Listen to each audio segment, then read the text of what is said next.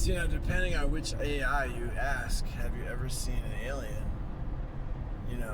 It's basically you have to teach the AI that, well, there's something that's not bound here biologically, that's smarter than us, and it has another element that makes them kind of buoyant, and able to kind of manipulate light and matter and space and to move in a lightning quick way that we cannot. It can also immobilize us just by looking at us. It can read your mind, and that's why no one has any proof, because if you try to go to film this thing, it already knows what you're thinking.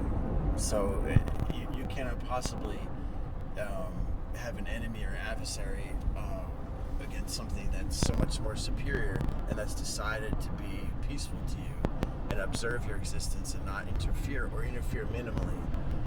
There are folks who talk about being brought up on spacecraft right over here in the Hudson Valley at this particular spot. It's probably the highest UFO hotspot in the world, apparently. I didn't know this, but it's actually where I live. On a ridge up there.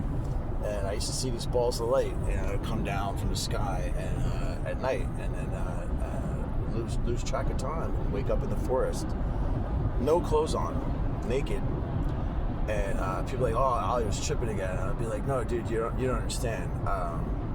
I found my way back to my car, and they now there's other people talking about the same thing. They didn't want you to look at their face.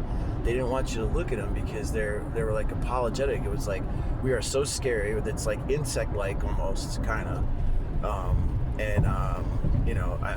There's other Air Force pilots, other individuals who've seen them too that I spoke with. And it's always the same thing. Like, yeah, it was just so terrifying. It was like this nightmare thing. I never could understand if it was sleep paralysis or if it was a dream or what for 30 years, But now, thanks to the internet, the people are sharing their stories, I don't think I was like abducted. Maybe I was, but I think like I may have experienced some other type of reality.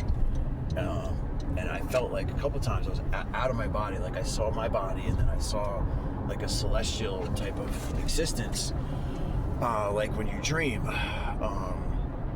And then I saw these beings, and it's like looking at almost like a praying mantis. And they're these little childlike ones, but it's a feeling of like something so I don't know if it's necessarily motherly, but it's like you are at the mercy of something, and we are, I guess, obsessed with what happens to us after we die, and that's because we die, and these things don't, or at least not for a very long time. And so when you encounter something like that, that's not only older than a tree, it's older than our planet. It's hard for our bodies to get over it. It's like you're stunned in the headlights, just like a deer is stunned by headlights, or a moth goes into a flame, or an insect. It's almost so insignificant and vulnerable. That's how we are to these things. So how dare we expect them to, reveal themselves? And it's an interference with our evolution. It really is. Native Americans have different words and stories for these things, and stories of people being taken by them, and I have thought about, the things I've seen where people were part eagle and part animal, and I thought maybe it was just these depictions on top of the pyramid of Chichen Itza that were meant to maybe tell a story, or to one way or another, I guess, convey to humanity that these were gods. I looked really closely at some of the drawings on the pyramid of Chichen Itza, and it was a human arm, human hand going really seamlessly into what would be a praying mantis, an octopus, an insect, a cricket-like kind of creature, And it didn't seem like well, it did seem very science fiction, but it didn't seem like it was like for play. It seemed like that, was for real. Just like in Egypt, where they had the Horus, the god, where they still have it. There's a god named Horus. It's like a bird man. I started to wonder, maybe could it be that there really was human beings that had the head of birds, or the arms of praying mantis, it really made me think of, well, are we a farm? Are we being harvested somehow by some other more intelligent thing than us? And it's very possible. It's very possible. Unbeknownst to us, we're, being raised in like some kind of zoo. It's like a galactic zoo theory that we're just, some kind of farmed thing, for our DNA, for what have you. Because these things certainly aren't good looking like we are. They definitely need to get our looks, from us. And maybe our emotions, our sensualness, because they are totally, and I don't like to use the word reptilian. They are totally different looking. Like they couldn't have possibly enjoyed, a nice blowjob or an afternoon, of good lovemaking with lips that are all squiggly. And I never saw any. I never saw these aliens have any kind of gender or any sexual appendage whatsoever.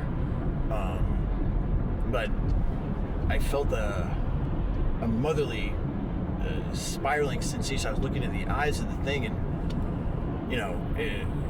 it was like, oh, you're just going to forget about this. It's best you don't remember us.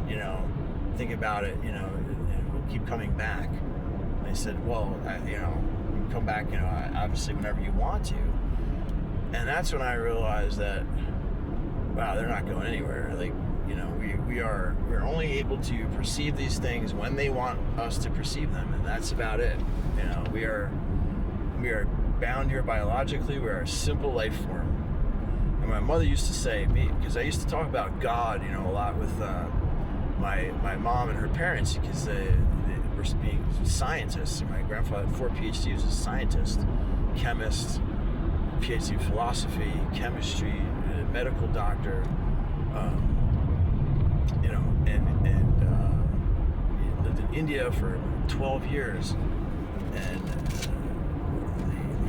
the concept of like religion would come up, Christianity, and all that, and the response I would get would be, well, science is the truth, and these are stories made up by human beings.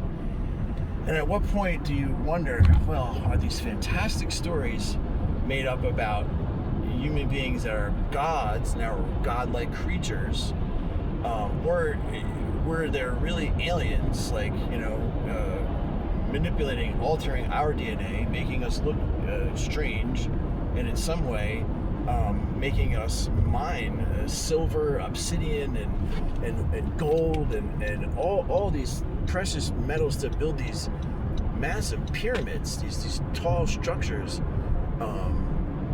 and ceremonial kind of complexes to observe the stars, and when I was in Central America, and I had experienced this by touching it, by feeling these rocks where thousands of years ago someone had carved these things into them, and the smoothness of it, and then looking at the population, you could see all the people that must have come and gone, wearing away the rocks where they would bathe in these bathhouses. It made me really wonder, like, wow, maybe that was real, and it really did happen, and just like one culture kind of absorbs the other, they just sort of just disappeared. Maybe selectively, a lot, and unfortunately by disease, and by murder.